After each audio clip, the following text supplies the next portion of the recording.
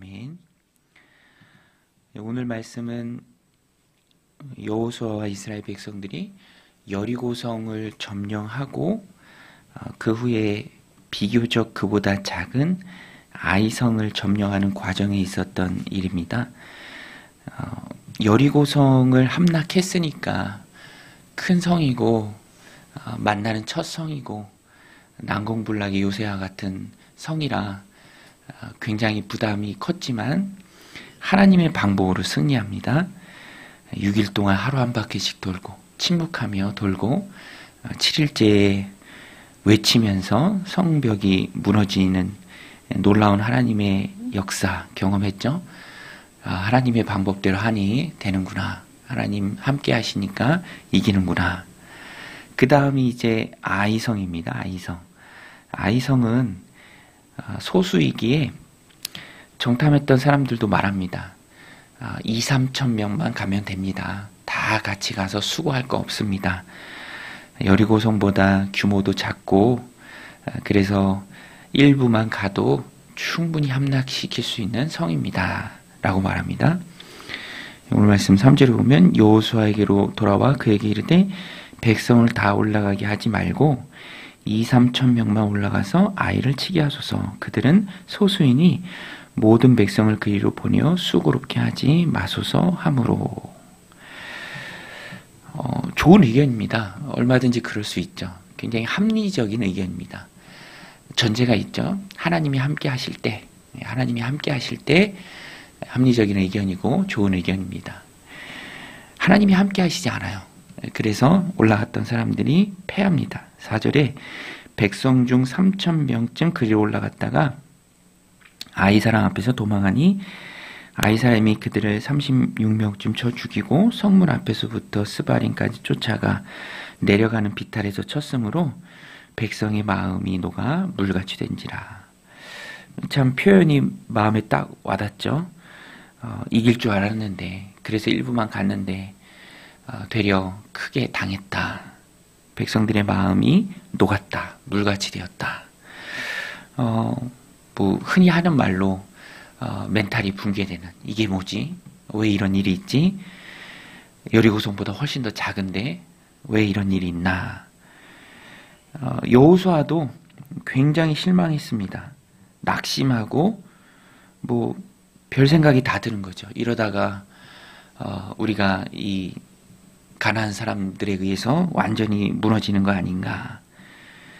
승승장구하다 처음 맛본 그 실패 가운데 어떻게 해야 될 줄 모릅니다. 여호수아의 낙심의 마음이 7절에 보면 이르되 슬프도소이다. 주 여호와여 어찌하여 이 백성을 인도하여 요단을 건너게 하시고 우리를 아모리 사람의 손에 넘겨 멸망시키려 하셨나이까. 우리가 요단 저쪽을 만족하게 여겨 거주하였더라면 좋을 뻔하였나이다. 8절 9절 쭉 나옵니다. 어떻게 하시려나이까. 굉장히 낙심한 여호수아의 마음의 상태다라는 것입니다. 하나님께서는요 이유를 알려주세요. 10절에 가서 보면 11절에 보면 이스라엘이 범죄하여 내가 그들에게 명령한 나의 언약을 어겼으며 또한 그들이 온전히 바친 물건을 가지고 도둑질하며 속이고 그것을 그들의 물건들 가운데 두었느니라. 온전히 하나님 앞에 바치는 물건으로 하나님이 하라라고 여리고성의 전리품에 대해서 이미 말씀하셨습니다. 그런데 견물생심이죠. 보면 탐이 나죠. 자기 생각대로 합니다. 그것을 감추고, 그러나 그것은 분명히 하나님 앞에 도둑질한 물건이 되죠. 도둑질한 물건입니다. 그래서 하나님이 함께하지 않으셔서 아이성에서 큰 실패를 맛봅니다. 이 모든 게 다 원인이 있어요. 결과에는 반드시 원인이 있기 마련이죠. 우리가 아는 원인도 있고 알지 못하는 원인도 있습니다. 욥의 경우처럼. 우리가 함부로 원인에 대해서 말할 수는 없습니다. 그렇지만 이 부분에 있어서는 하나님이 알려주시죠. 원인이 무엇인가? 도둑질했다. 내 명령을 어겼다. 그것이 너희 중에 지금도 있다. 그래서 하나님은 그 부분을 지적해 주십니다. 실패의 원인, 도둑질. 내 명령을 어긴 것. 그러니까 승리를 주시는 분은 하나님이시죠. 여리고성이든 아이성이든 큰 성이든 작은 성이든 무엇이든 이기게 하시는 분 하나님이신데, 그래서 이기게 하시는 하나님 앞에 우리의 삶이 중요하고 순종이 먼저 앞서 나가야 합니다. 그것이 전제되지 않을 때는, 하나님은 여리고성도 넘기신 하나님이시지만 그것이 전제되지 않을 때는 비교적 소수인 아이성도 넘기지 않습니다. 그래서 큰 실패를 맛봤다라는 것입니다. 승리는 하나님께 달린 것입니다. 성공, 실패 다 하나님이 주시는 것이죠. 그래서 하나님 앞에 순종이 너무너무 중요합니다. 순종이 제사보다 낫고 듣는 것이 수양의 기름보다 낫다. 의미 없이 순종 없는 삶에 하루하루 의식적 예배를 드리는 것보다 하나님 앞에 순종하는 그 삶이 훨씬 더 낫다. 성경은 말합니다. 그래서 하나님은요, 13절에 보면 깨닫고 돌이킬 기회를 주십니다. 깨닫고 돌이키는 것을 하나님이 원하시죠. 공동체를 사랑하는 하나님의 마음입니다. 13절에 너는 일어나서 백성을 거룩하게 하여 이르기를 너희는 내일을 위하여 스스로 거룩하게 하라. 이스라엘의 하나님 여호와의 말씀에 이스라엘아 너희 가운데 온전히 바친 물건이 있나니 너희가 그 온전히 바친 물건을 너희 가운데서 제하기까지는 너희 원수들 앞에 등이 맞서지 못하리라. 제하라. 그래야 등이 원수들을 맞선다라는 말씀입니다. 오늘 말씀을 통해서 우리가 하나님께 받는 교훈이 있습니다. 메시지가 있습니다. 그것은 앞을 향해 나아가는 것만이 중요한 것이 아니다. 앞을 향해 전진, 승리, 얻고, 취하고, 이기고 그런 것만 중요한 것이 아니라 과정이 중요하다라는 것입니다. 과정. 목표를 지향하는 것도 물론 중요하죠. 그러나 그 과정이 하나님 보시기에 옳아야 합니다.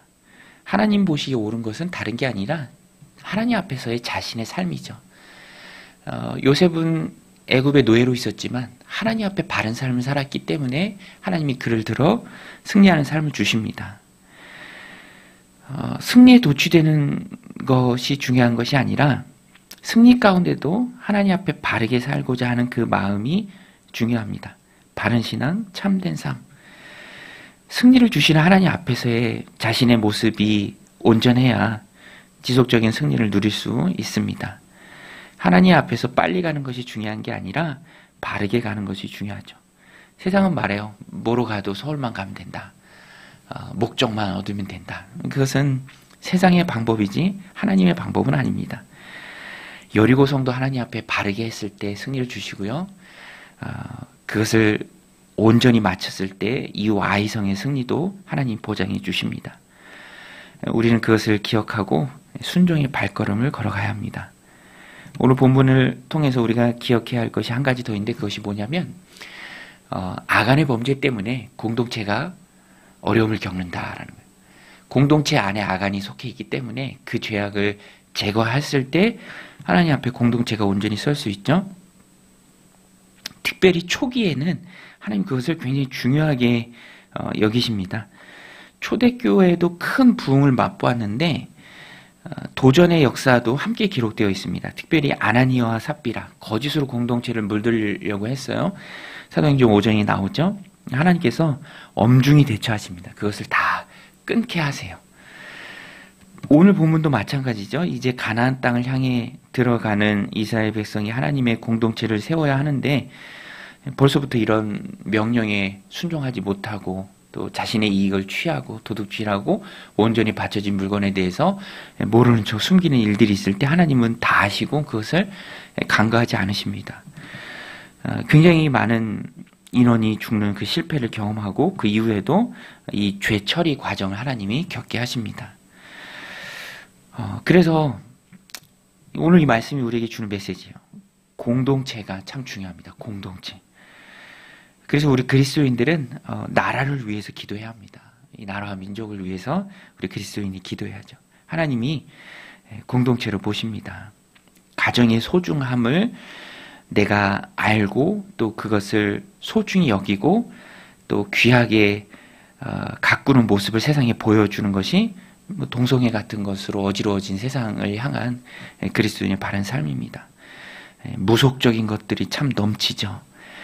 저한테도 자꾸 막 신년 운세 막 이런 게 와요. 그런 것들에 대해서도 관심을 갖지 않는 것, 또 깨어 기도하는 것, 우리 안에 있는 악을 끊어내고 회개하고 돌이키는 그리스도의 마음입니다.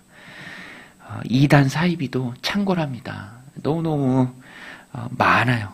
또 거기에 현혹돼서 따라가는 사람들이 참 많이 있습니다.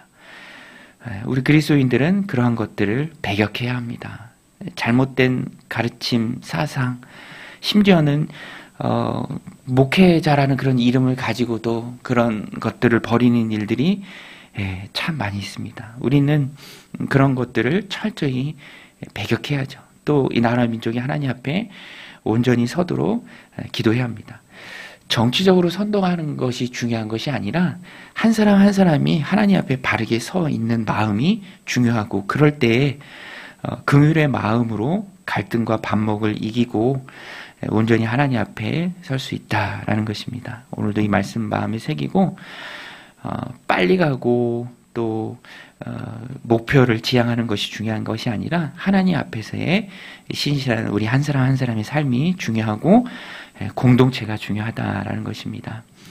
하나님 우리의 마음 붙들어 주셔서 오늘도 이 나라를 위해서 또 하나님 세우신 교회 공동체를 위해서 한 영혼 한 영혼을 위해서 우리의 기도를 필요한 많은 이들을 위해서 기도할 때 우리가 하나님 앞에 온전하게 바로 서고 또 하나님 앞에 바르게 가는 저와 여러분들이 다 되시기를 주님의 이름으로 간절히 축원드립니다. 우리 같이 말씀 붙들고 기도하며 나아가겠습니다.